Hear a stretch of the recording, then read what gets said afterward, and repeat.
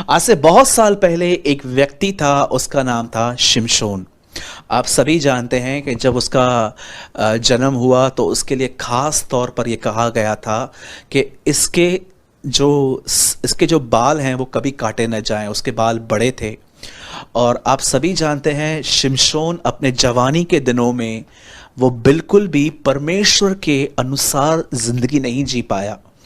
वो बार बार व्यभिचार में फंसता था और कई बार तो उसे पता तक नहीं चलता था कि वो क्या कर रहा है। इस बार भी वो एक स्त्री के साथ वो फंस गया जिसका नाम था दलीला, और शत्रुओं ने उस लड़की को, उस लेडी को यूज़ किया शिमशोन के लाइफ के सीक्रेट्स जानने के लिए। कि आप जानते हैं अगर एक बॉडी बिल्डर है, अगर एक व्यक्ति है जिसके मसल्स हैं जो बहुत ही स्ट्रांग है, अगर वो किसी को मारता है तो इसमें उसको पूछने की कोई ज़रूरत ही नहीं है कि आपकी जो ताकत है वो कहाँ है। लेकिन अगर एक दुबला पतला आदमी अचानक इतने लोगों को मार दे तो आप भी और मैं भी सोचेंगे कि एक्चुअली ये व्यक्ति ऐसा कैसा है।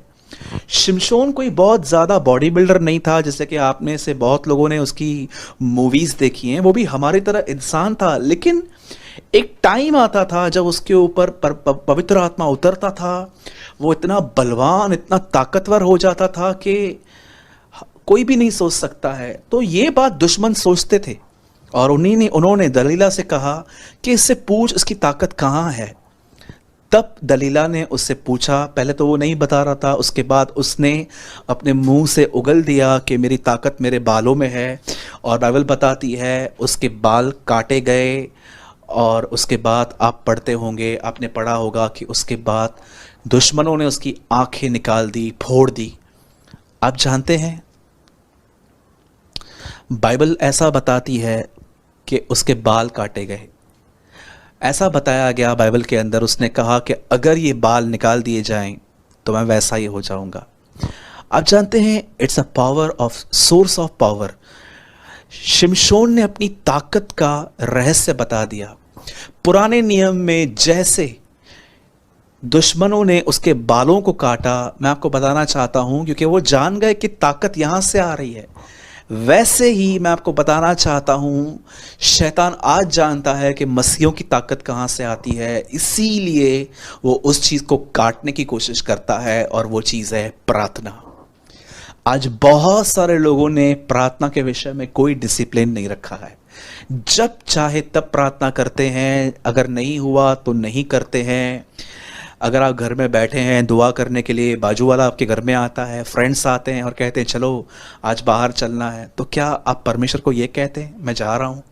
क्या आप उनको बोलते हो 1 घंटे के बाद आओ, पहले मैं अपना प्रेयर देखूंगा? आप जानते हैं कैसे प्रेयर लाइफ डाउन की जाती है? सबसे पहले याद रखिए, सबसे पहले बहुतों की प्रार्थना क्यों मेरा फोन दीजिए। मैं आपको बताना चाहता हूं आपकी प्रार्थना के डाउन होने का पहला रीजन आपका फोन है।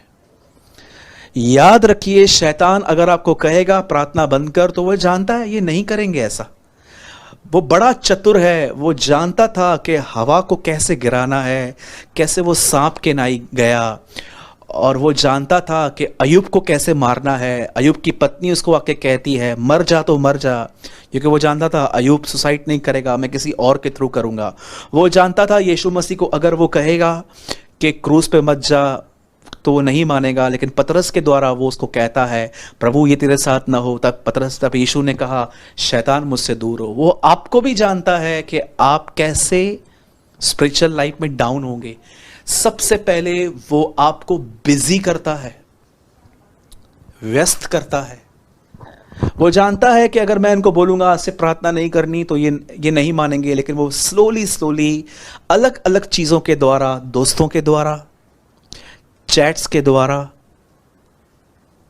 सोशल मीडिया के द्वारा, आपके फ़ोन में जो ऐप्स हैं उसके द्वारा, या तो कभी कभी वो आपकी फ्रेंडशिप ऐसे लोगों से करवा देगा जो होल डे आपको कॉल्स करेंगे, मैसेजेस करेंगे, और आपको वो उसी खुमार में, उन्हीं मेमोरीज में रखेगा और उसमें आपको पहले बिजी करेगा। या तो वो आपके घर के अंदर उठने वाली समस्याओं को लेके आपको बिजी कर देगा। उसका पहला एम है कि ये लोग सोचने में बिजी हो, क्योंकि सोच ही इंसान को चलाती है। यीशु ने क्यों कहा मन फिराओ, change your mind, change your way of thinking. सबसे पहले आप इस बात को देखिए, आपको उसने कहाँ बिजी रखा है।